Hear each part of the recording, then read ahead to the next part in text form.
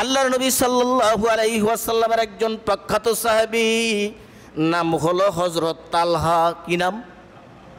আরো জোরে বলেন, কি নাম? তালহা। আল্লাহর নবীর অভ্যাস ছিল প্রত্যেক দিন 2 ওয়াক্ত নামাজের সালাম ফিরানোর পরে আল্লাহর নবী মেহরাবে দাঁড়াতেন, দাঁড়িয়ে মুসল্লিদের উদ্দেশ্যে কথাবার্তা বলতেন, ওয়াজ নসিহত করতেন। একটা ওয়াক্ত ছিল ফরজ, আর একটা ওয়াক্ত ছিল আসর। জোরে বলেন না সুবহানাল্লাহ। কয় ওয়াক্ত নামাজ? আর বলেন কয় ওয়াক্ত নামাজ? 2 ওয়াক্ত নামাজের পরে আল্লাহর নবী মুসল্লিদের দিকে মুখাতাব হয়ে কথা বলতেন। মুসল্লিরা আল্লাহর নবীর কথা শুনতো, সাহাবায়ে কেরামরা আল্লাহর নবীর কথা শুনতেন। এর মধ্যে থেকে দেখা গেল একজন সাহাবী, নাম হলো হযরত তালহা রাদিয়াল্লাহু তাআলা আনহু। উনি প্রত্যেক দিন আল্লাহর নবী যখন সালাম ফিরানোর পরে দাঁড়ায় কথা বলার জন্য, উনি উঠে বাড়িতে চলে যায়। উনি আর দাঁড়ায় মসজিদে দেরি করে না। 1 দিন গেল, 2 দিন গেল, 3 দিন গেল। আচ্ছা বলেন তো, মদিনার মসজিদ, আল্লাহর নবী হলেন খতিব, সাহাবায়ে কেরাম হলেন মুক্তাদি। এখন আল্লাহর নবীর সে এত বড় খতিব আল্লাহর জমিনে, আল্লাহর পরে কি আর কেউ আছেন? কথা বলেন না, কেন আছেন? আল্লাহর নবী যখন কথা বলে তখন উম্মতের জন্য ওই কথা, আল্লাহর নবীর কথা শ্রবণ করাটা জরুরি হয়ে পড়ে। জোর বলি আল্লাহু আকবার। আল্লাহর নবীর মতো এত বড় খতিব আল্লাহর জমিনে কেউ ছিল না, এখনো নাই, কিয়ামত পর্যন্ত আসবে না। জোর বলেন ঠিক কি না? আল্লাহর নবী যখন কথা বলে ওই অবস্থায় যদি একজন সাহাবী এখান থেকে বেরিয়ে যদি তাড়াতাড়ি বাড়িতে চলে যায়, 1 দিন গেল, 2 দিন গেল, 3 দিন গেল, 4 দিন গেল, যাওয়ার পরে দিয়া এটা অনেকের কাছে দৃষ্টিকটু মনে হলো। হওয়ার কথা নাকি কথা না? কথা। আমার ভাইয়েরা, আল্লাহর নবীর আরেকজন সাহাবীর নাম হলো হযরতে উসমান রাদিয়াল্লাহু তাআলা আনহু।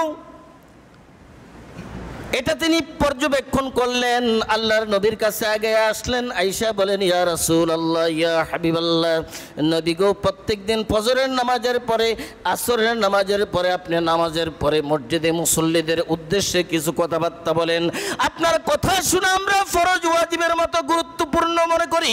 নবী গো, আপনি যখন কথা বলেন, আপনার তালহা আপনার কথা না শুনে মসজিদ থেকে বেরিয়ে বাড়িতে চলে যায়। আল্লাহ নবী কয়, তাই নাকি? কয়, হ্যাঁ। হযরত ওসমান বলেন, ইয়া রাসূলুল্লাহ, ইয়া হাবিবাল্লাহ, এটা আমাদের কাছে বড় আপত্তিজনক মনে হয়। আপত্তিজনক মনে হওয়ার কথা কিনা? কথা কিনা? আল্লাহ নবী বললেন, ঠিক আছে ওসমান, তালহার ব্যাপারে খবর নেওয়ার দরকার। তালহা কেন এভাবে বাড়িতে চলে যায়? নবী আমার বললেন, আজকেই তালহার বাড়িতে যাব, খোঁজ নেব কি ঘটনা। আল্লাহ নবী সাল্লাল্লাহু আলাইহি ওয়াসাল্লাম তালহার বাড়িতে যাবেন, সাথে হযরত ওমর রাদিয়াল্লাহু তাআলা আনহু।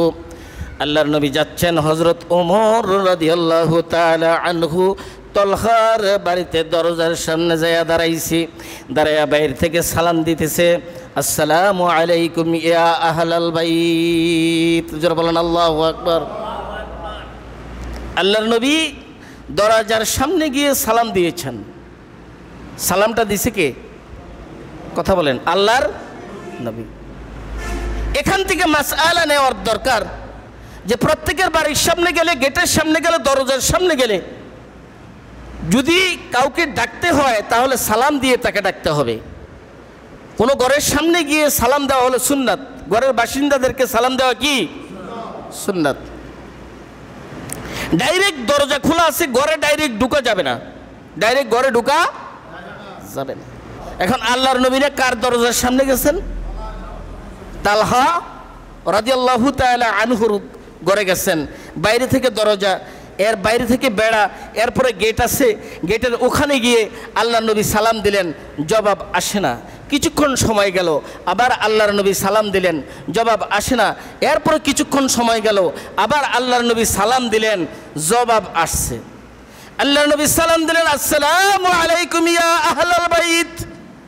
ভিতর থেকে জবাব আসলো, ওয়ালাইকুমুস সালাম ওয়া রাহমাতুল্লাহি ওয়া বারাকাতুহু। সালামের জবাব আসলো, গেট কিন্তু খোলা হলো না। গেট কি করা হলো না? সালামটা দিছি কে? আল্লাহর নবী। সালাম দিছি কে? জবাব দিছে আল্লাহর নবীর সাহাবী 3 বার সালাম দেওয়ার পরে জবাব দিছে, জবাব দিয়া কিন্তু গেট খোলে না। পল পল পল পল করে সালাম সময় যাওয়া শুরু করলো। ওমর রাদিয়াল্লাহু তাআলা আনহু ডাক দিয়ে কয়, ইয়া রাসূলুল্লাহ, ইয়া হাবিবাল্লাহ, আপনি তালহার ঘরের দরজার মধ্যে আসলেন, সালাম দিলেন, তালহা সালামের জবাব দিল, আপনি এতক্ষণ পর্যন্ত দাঁড়াইয়া রইছেন, তালহা এখনো পর্যন্ত দরজা খুলল না। ইয়া রাসূলুল্লাহ, আপনার তালহা কিন্তু বেয়াদব হয়ে গেছে। কি হয়ে গেছে? আল্লাহর নবী কয়, ওমর, কারো ব্যাপারে ভালোভাবে খোঁজ খবর নেওয়া ছাড়া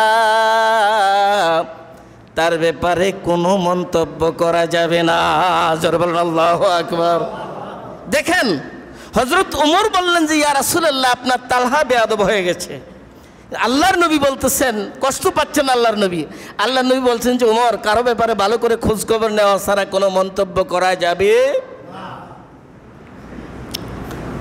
দুজনে দাঁড়িয়ে রয়েছে গেটের বাইরে, সময় পল পল করে চলে যাচ্ছে। হযরত ওমরের আর তরস হইতেছে না। হযরত ওমর বাড়ির যে ওয়াল ছিল, বেড়া ছিল, বেড়াটার চতুর্পাশ দিয়ে উকি মারা শুরু করলেন। উকি মেরে দেখলেন কি হইছে, এটার খবর জানার চেষ্টা করলেন। হযরত ওমর দৌড়ে আইসা কয়, ইয়া রাসূলুল্লাহ, ইয়া হাবিবাল্লাহ, আরেকটা ঘটনা আছে। কি আছে? আরেকটা? আল্লাহর নবী কয়, ওমর, কি ঘটনা?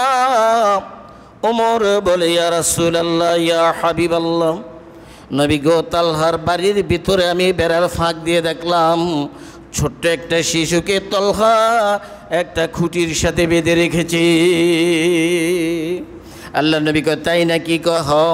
আল্লাহর নবী বসে পড়লেন। আল্লাহর নবী কয়, তাইলে দেখা যায় তালহার ব্যাপারে আরও অভিযোগ হইল। 1 নম্বরের অভিযোগ, হযরত ওসমান বলেছেন তালহা নামাজ পড়ার পরে দৌড়িয়ে বাড়িতে চলে যায়, আমার কথা শুনে না। অভিযোগ কয়টা? একটা। 1 নম্বরের কয় নাম্বার?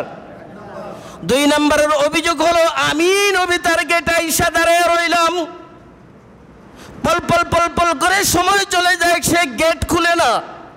জানতে পারছে আমি নবী এসেছি, তারপরেও সে গেট খুলে না। 3 নম্বরের অভিযোগ, তার বাড়ির ভিতরে একটা ছোট্ট শিশুকে বেঁধে রেখেছে। এটা মারাত্মক অভিযোগ। আল্লাহ নবী কয়, তালহার কানে কি এটা যায় না? আমি নবী বলেছি, মাল্লাম ইয়ারহাম আলা সগীরানা ওয়ালাম ইউআক্কির আলা কাবীরানা ফালাইসা মিন্না। আল্লাহর নবী বলেছেন, আমাদের মধ্যে যে ছোটদেরকে স্নেহ করে না, বড়দেরকে সম্মান করে না, ফালাইসা মিন্না, সে আমার উম্মতের দলভুক্ত না। জোরে বলেন আল্লাহু আকবার। কে বলছে? কে বলছে? ছোটদেরকে স্নেহ করে না, যে ছোটদেরকে স্নেহ করে না, মাল্লাম ইয়ারহাম, যে স্নেহ করে না, আলা সগীরানা, ছোটদেরকে, ওয়ালাম ইউওয়াক্কির, যে সম্মান করে না, আলা কাবীরানা, বড়দেরকে, ফালাইসা মিন্না। আল্লাহর নবী বলেন যে এ আমার উম্মতের দলভুক্ত না। তাইলে ছোটদেরকে স্নেহ করা, বড়দেরকে সম্মান করা উম্মতের দলভুক্ত হওয়ার একটা লক্ষণ। এখনকার সময়ে দেখা গেছে আমরা বড়দেরকে সম্মান করা তো দূরের কথা, বড়দেরকে সম্মান করা তো দূরের কথা, বড়দেরকে অপমান করতে ভালোবাসি। এরকম বদভ্যাস আমাদের মধ্যে আছে না নাই? কথা বলেন না কেন? আছে না নাই? কি মুরব্বী, কি চুল পাকা, কি দাড়ি পাকা, এটার কোনো খবর নাই। দেনে যান, দরবার যান, মজলিসে যান, আগে দিয়া যাইয়া মুরব্বীর সামনে দিয়া চেয়ার লইয়া বইসা রইছে। মুরব্বী এখন আসছে, একটা মজলিসে আপনি বসেছেন, আপনি ছোট মানুষ, বয়স 20, 25, 30, আপনি একটা চেয়ার নিয়ে বসে আছেন, আপনি হয়তো নেতা, অথবা আপনার একটু অবস্থা ভালো আছে। দেখা গেছে আপনার বাবার বয়সের একটা লোক মজলিসে এসেছে, আপনি তার জন্য চেয়ার ছেড়ে দিলেন না, বসার জন্য জায়গা করে দিলেন না। ওই লোকটা দাঁড়িয়ে রইছে, পিছনে দাঁড়িয়ে রইছে, চতুর্দিকে তাকায়, বসার কোনো জায়গায় নাই, চেয়ারও সীমিত, মুরব্বীরাও কেউ আসন ছাড়ে না। আপনি যে বাচ্চা মানুষ বসে রইলেন, আপনি কি তাকে সম্মান করবেন না? এরকম আছে না নাই? কথা সবাই বলেন না কেন? এরকম আছে না নাই? এরকম বদ অভ্যাস আমাদের মধ্যে আছে না নাই? It's a bad habit. এটার মধ্যে এত বদ অভ্যাস আর কোনোটা নয়। আমার বাবার বয়সের লোককে সর্বোচ্চ সম্মান দিতে হবে, এটা বলে দিয়েছেন আল্লাহর নবী। আর আল্লাহর নবী যেটা বলেছেন এর চেয়ে বড় কারো কথা হতে পারে না। জোর বলেন ঠিক কিনা? আর ছোটদেরকে স্নেহ করা লাগবে। জোরে বলেন ঠিক কিনা? আল্লাহ নবী সব সময় ছোটদেরকে বেশি বেশি স্নেহ করতেন, বেশি বেশি মায়া করতেন। কথা কিন্তু অন্যদিকে চলে যাচ্ছে, সময় আমার কম, সেই সময়ের ভিতরে সব কথা শেষ করতে পারি কিনা বলা যায় না। আল্লাহর নবী সাহাবী তলহার বিরুদ্ধে অভিযোগ দাঁড়িয়ে গেল তিনটা। কয়টা? এক নম্বরে তলহা আল্লাহর নবীর নামাজের পরে বক্তব্য না শুনে তাড়াতাড়ি বাড়িতে চলে যায়। দুই নম্বরে আল্লাহর নবী গেটের সামনে দণ্ডায়মান, সালাম দিয়েছে, সালামের জবাবও নিছে, এখনো পর্যন্ত সময় পলপল করে চলে যাচ্ছে, আল্লাহর নবী দাঁড়িয়ে আছে, তলহা গেট খুলে না। তিন নম্বরের অভিযোগ হলো বাড়ির ভিতরে একটা ছোট্ট ছেলেকে রশি দিয়ে একটা খুঁটির সাথে বেঁধে রেখেছে। এই তিনটা অভিযোগ একজন সাহাবীর বিরুদ্ধে অতি গুরুত্বপূর্ণ অভিযোগ। জোরে বলেন ঠিক কিনা? ঠিক কিনা? ঠিক। সময় পল পল করে চলে যায়। অল্প সময়ের পরে হযরত তালহা রাদিয়াল্লাহু তাআলা আনহু গেটটা খুললেন। জোরে বলেন আল্লাহু আকবার। হযরত ওমরের চোখ লাল আগুনের মতো হয়ে গেছে। জোরে বলেন না সুবহানাল্লাহ। ওমর রাদিয়াল্লাহু তাআলা আনহুর জিদ বেশি না কম? আর যেরকম বেশি না কম? রাগ বেশি না কম? ওমর রাদিয়াল্লাহু তাআলা আনহুর চোখগুলি লাল আগুনের মতো। ওমর রাদিয়াল্লাহু তাআলা আনহু আল্লাহর নবীর দিকে তাকাইলেন। আল্লাহর নবী ওমরের ইশারা দিয়ে বললেন, ওমর চুপ করো, কথা যা বলা লাগবে আমি বলবো। জোরে বলেন আল্লাহু আকবার। আল্লাহর নবী জিজ্ঞেস করলেন, তালহা ঘটনাটা কি? তোমার ব্যাপারে একটা অভিযোগ নিয়ে আমি এখানে এসেছিলাম, এখানে আসার পরে আরো দুইটা অভিযোগ তোমার বিরুদ্ধে। তালহা বলেন, ইয়া রাসূলুল্লাহ কি অভিযোগ? আল্লাহর নবী বলেন, প্রথম অভিযোগ, প্রত্যেক দিন ফজরের নামাজের পরে, আসরের নামাজের পরে নামাজ যখন শেষ হয় আমার কথা না শুনে তুমি বাড়ির দিকে দৌড়ে আসো। তালহা জবাব দেয়, ইয়া রাসূলুল্লাহ, ইয়া হাবিবাল্লাহ, এরপরে কি অভিযোগ? আল্লাহর নবী কয়, এরপরের অভিযোগ হলো আমি তোমার গেটে দাঁড়াইলাম, অনেকক্ষণ হয়েছে, সালাম দিছি, জবাব দিছ, জবাব দেওয়ার পরও এতক্ষণ পর্যন্ত আমি দাঁড়াইয়া রইছি, গেট খুলতে তোমার অনেক সময় লেগেছে, এটা তোমার বিরুদ্ধে আরো বড় অভিযোগ। তালহা কয়, ইয়া রাসূলুল্লাহ আর কি অভিযোগ? আল্লাহর নবী কয়, আরেকটা অভিযোগ হলো তোমার বাড়ির ভিতরে ছোট্ট একটা ছেলেকে তুমি রশি দিয়ে বেঁধে রেখেছো, এটাও মারাত্মক অভিযোগ। তালহা জবাব দেয়, ইয়া রাসূলুল্লাহ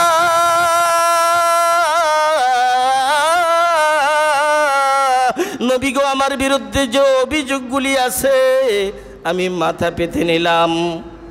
ইয়া রাসূলুল্লাহ, ইয়া হাবিবাল্লাহ, আপনি জানেন আমার ফ্যামিলিটা বড় দুর্বল ফ্যামিলি। নবী গো,